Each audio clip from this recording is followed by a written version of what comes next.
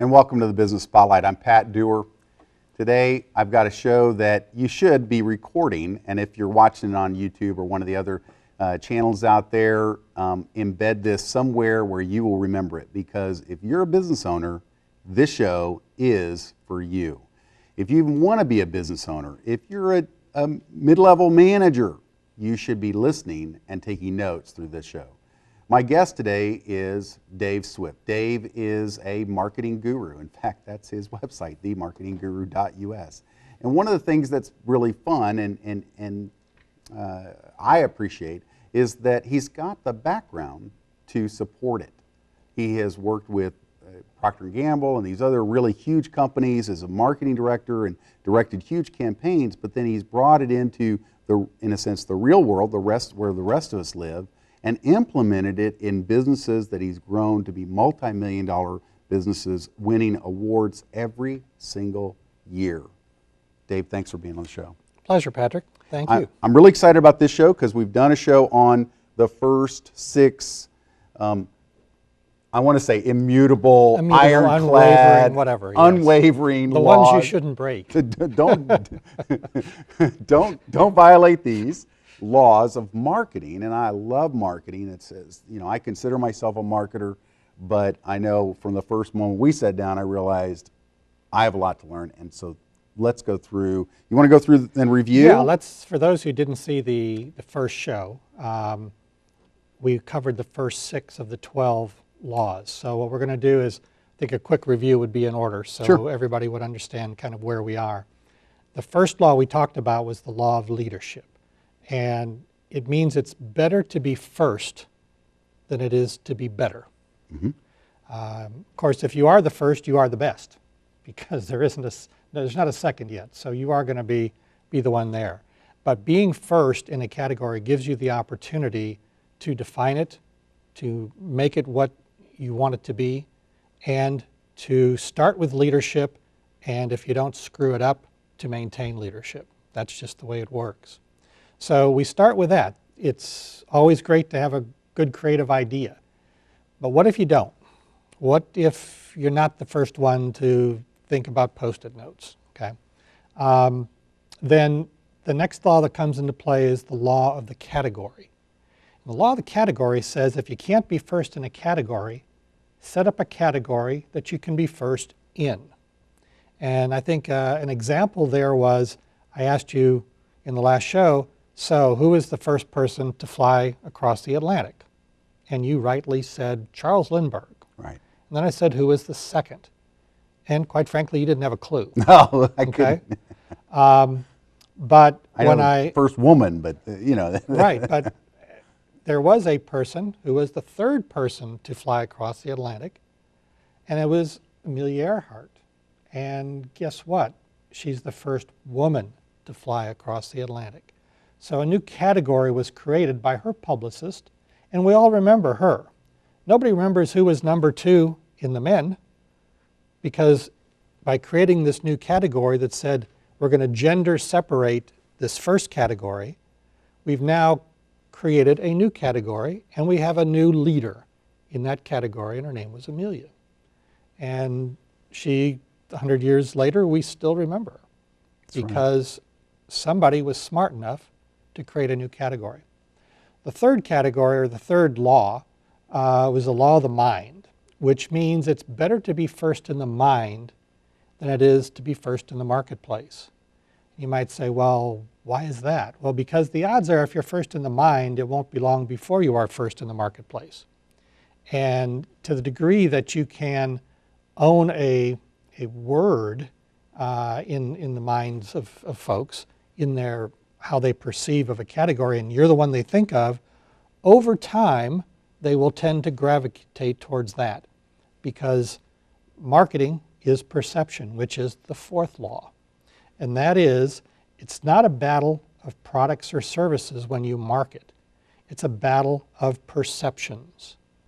And a good example of that we talked about was back in the Russian Revolution, when they overthrew the Tsar, and we had Lenin and his band of folks, and we had the opposition to Lenin, which were not communists. They were just themselves, peasants and so forth. And Lenin did a very, very good thing.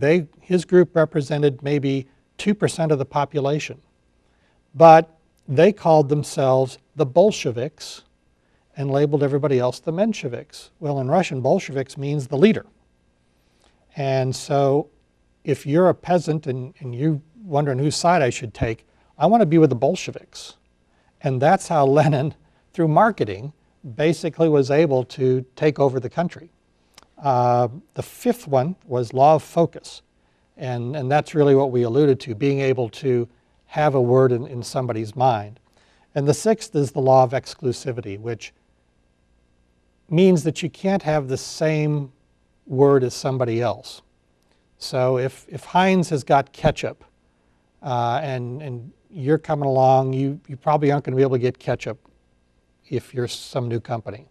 But you better come up with another word, be it Tabasco sauce or whatever, as a condiment, as an alternative to that. Outstanding. So those are the first six: immutable, ironclad, unwavering. Is that unwavering? What you, unwavering. So that's okay. If these were commandments, we're halfway through the list, and we've got more to come where you're going to learn about ways to improve your business. We'll be right back. Staying involved in dentistry on every level, local, state, and national, makes me a better dentist. Our patients are our life and our livelihood, and we appreciate every single patient that walks in that door. And these are our family, and we treat them that way.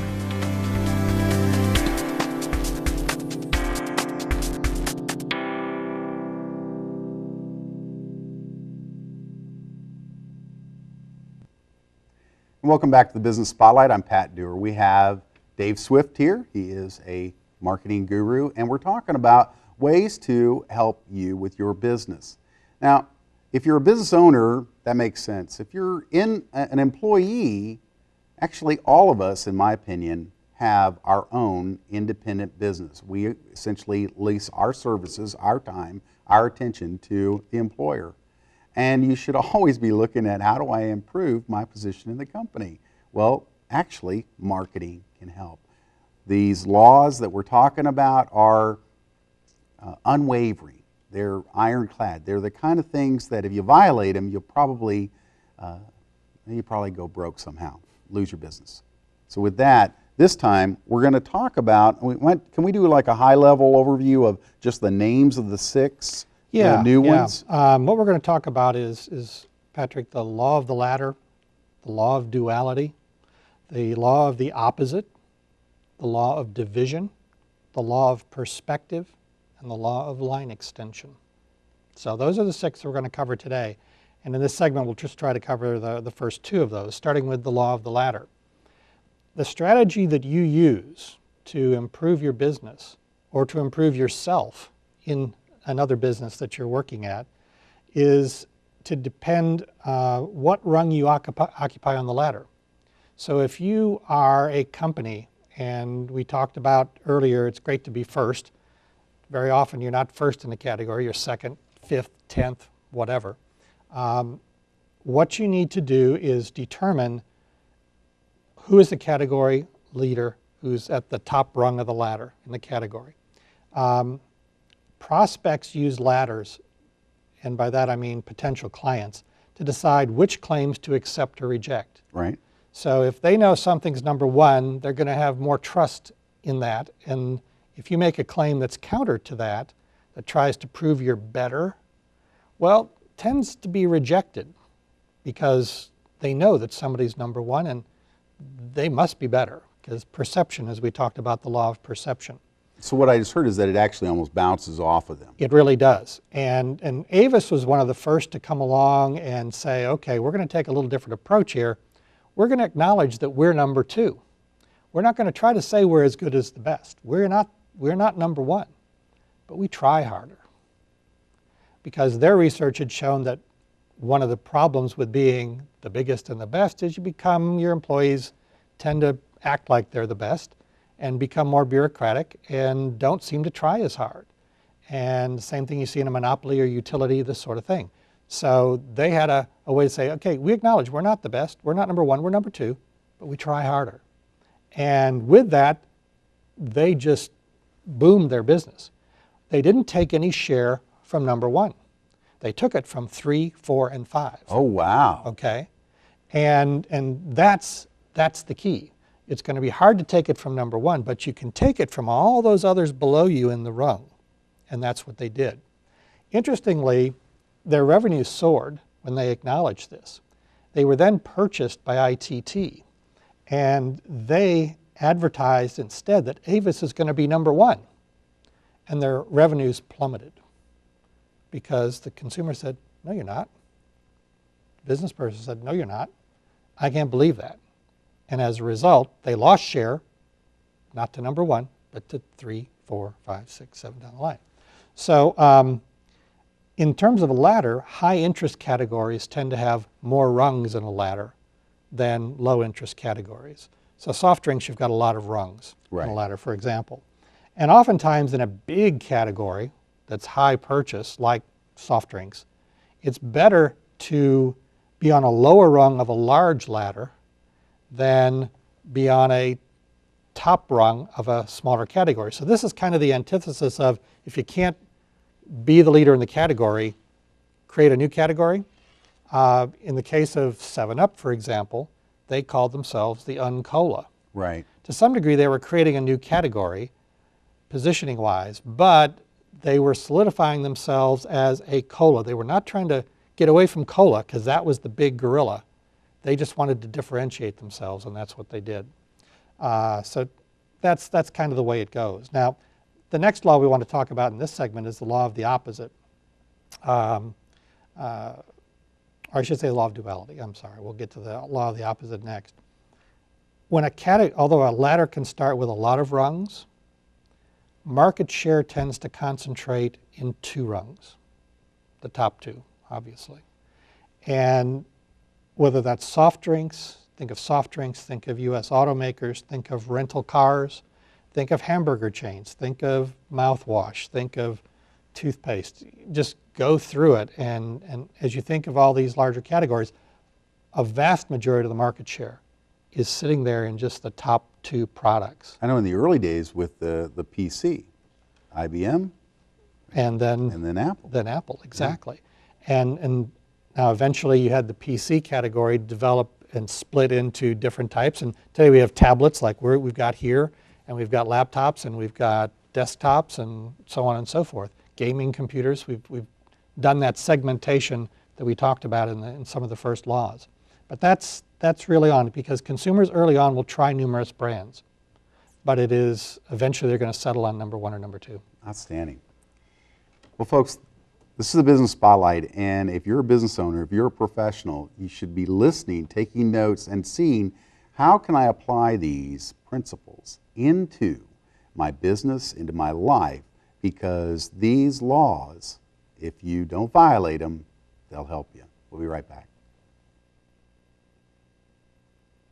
Staying involved in dentistry on every level, local, state, and national, makes me a better dentist. Our patients are our life and our livelihood, and we appreciate every single patient that walks in that door. And these are our family, and we treat them that way.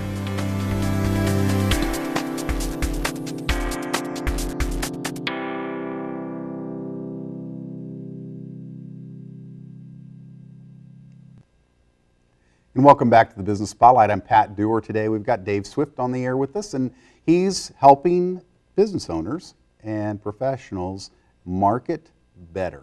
And we're talking about the unwavering laws of marketing.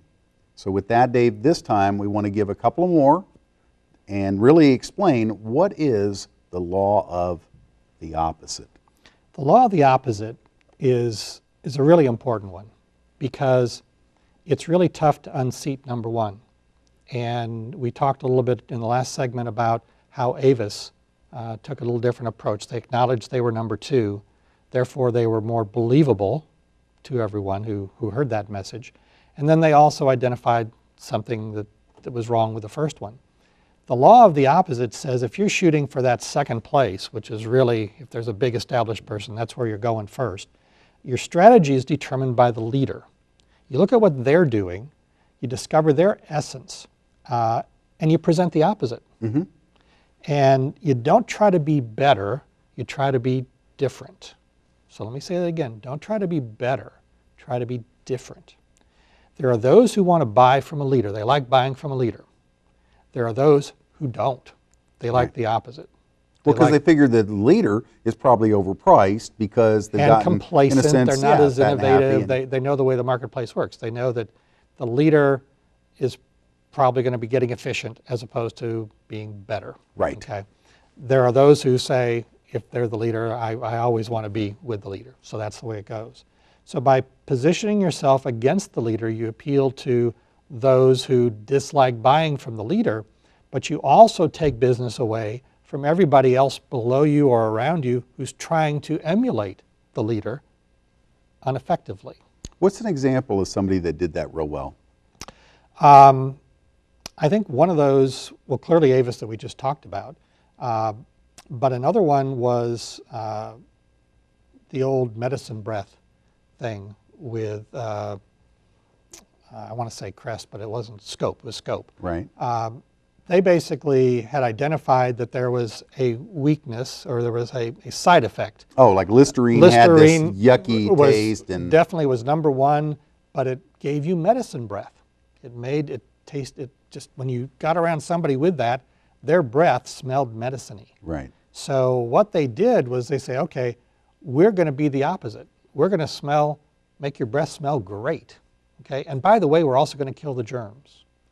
So they took the opposite approach because Listerine was saying, we're so strong, we kill germs, we're a germicidal, we're a hospital, blah, blah, blah, blah. So you don't want to walk around smelling like a hospital on your breath? Fine, try us. We can do that. The last thing is if you have a strategy and it's working, stick with it. We mentioned before Avis being bought and trying a different strategy even though it was working so well. An example of somebody who's been true to that is Dove. Dove soap. They came out as a soap, something to wash your face and all that with. But they called themselves a beauty bar and said they had cream in there and so on and so forth. And that was 100 years ago.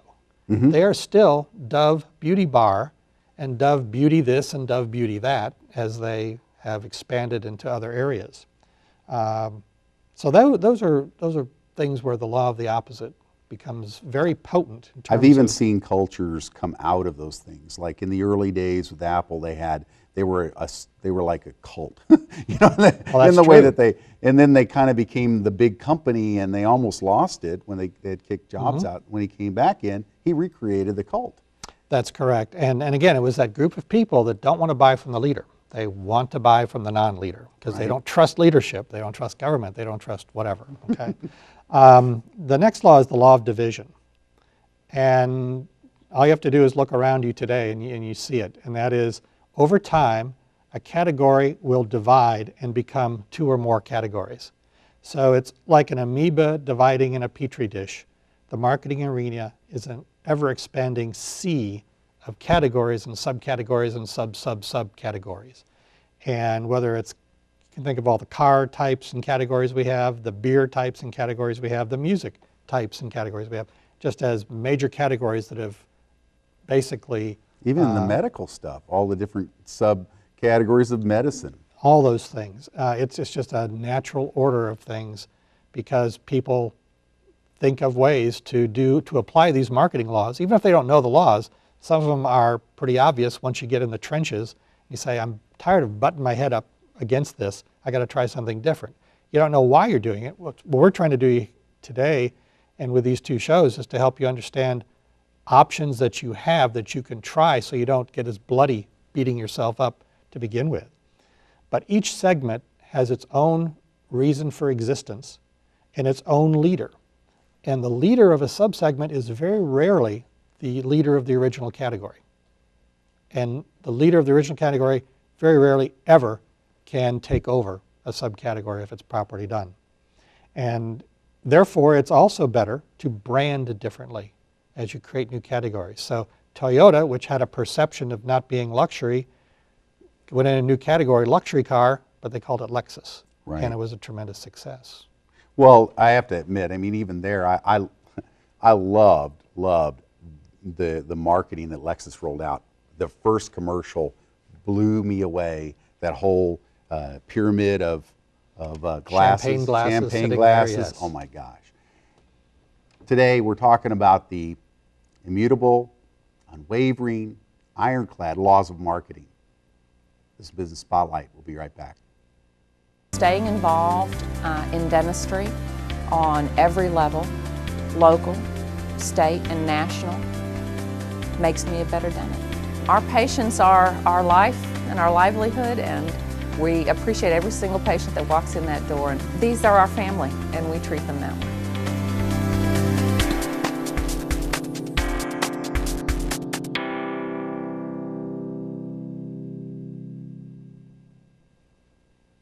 And welcome back to the Business Spotlight. I'm Pat Dewar. Today my guest is Dave Swift. Dave is a marketing guru in the DFW area, and we're talking about the immutable laws of marketing. If you're a business owner, you should be taking notes. I hope if you're seeing this segment separate, go find the rest of the segments, get all the laws, and make sure that you're not violating any of these, because they will hurt you if you do.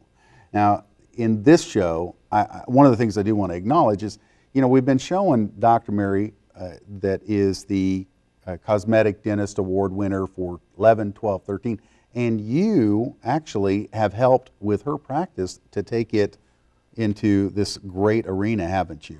Yeah, I mean, we've applied these laws and principles to a dental practice, and as a result, you know, if you want to look at it from a business perspective, we've in 5 years tripled our revenues and quintupled our profitability despite spending money, but it was because we applied these principles to differentiating her practice from her name to Dallas Laser Dentistry. Right. And then going in and identifying segments of the marketplace to focus on, whether it be Invisalign or veneers or cosmetic dentistry a little broader, and found ways to leverage these laws and to basically create subsets of dentistry that she could then become the leader in. And this is what you actually do for other businesses. Correct. You yes. work with them and try to identify what it is that they're in a sense, which of these rules are violating? Well, we start with, you know, branding,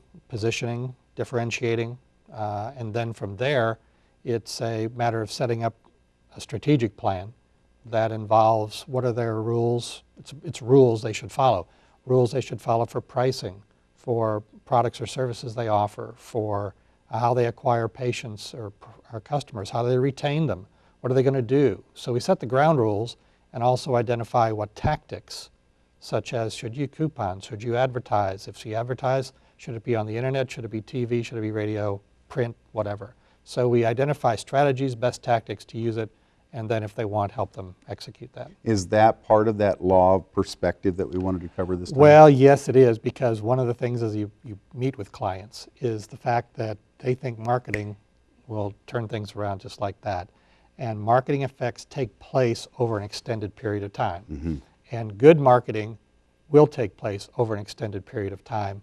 The problem is the long-term effects of marketing are often the exact opposite of short-term effects. It's kind of like, is alcohol a stimulant or a depressant? In the short term, it's a stimulant. It's really a depressant. And sales, you can do things that you can have a sale, you can have any number of things that will give you a short-term boost, but it trains prospects not to buy at the full price. That's right. Okay? Or attracts those who only buy at a discounted price. Well, I think Groupon's illustrated that to a lot of business owners. Yeah, there's been a lot that have learned the hard way that unless they're making money on the Groupon thing, those folks aren't coming back until they're getting another deal from them. Right. So cents-off couponing is a drug. It really is. It's addictive, and there are too many people that do it rather than having a fundamental rationale for why people should use your product or service. Walmart, the opposite, has become one with an EDLP approach, everyday low price approach. And while they'll occasionally have their sales where they knock down their everyday low price because they've been raising it without you knowing it till they knock it down, That long-term approach and that non-sale approach can be more effective and build your business with higher margins and therefore allow you to be able to invest in more things to build the business. Line extensions is one of those things that, that is a short-term thing, and it also can be just like alcohol, and I'll use the example of an alcohol company, beer. Miller created Miller Lite, and then they created Miller Genuine Draft. Whereas some of the others that were out there basically created new brand names. It's always less expensive, easier. You can borrow on equity that's out there for the main brand, but you really do not, when you do that, create something that will last long term typically. So the law of the line extension is the last one we wanted to talk about, which is there's an irresistible pressure, particularly in consumer products companies, to extend the equity of the main brand and go into other areas. And it's the most violated marketing law out there, is the law of the line extension. Line extension, again, is putting the name of a brand that's successful on a new product. An example that was really bad was A1 steak sauce, created A1 poultry sauce. Well, consumers had a hard time with that because A1 steak sauce is for steak. I don't want my chicken tasting like steak. And it was a disaster. Marketing is a battle of perception, not product. So A1 meant it tastes good on steak. It really wasn't transferable to chicken. Okay. Now, many other line extensions can be successful in the short term, but they end up being losers in the long term. They're successful in the short term because they cost less to launch. They require less strategy and creativity, and management can be blinded by the intense loyalty to the crown jewel brand. So when it comes to this, more is less and less is more when it comes to line extension. Don't do it if you can't help it. I mean, just find another way, create a new category, create a new brand, and go from there.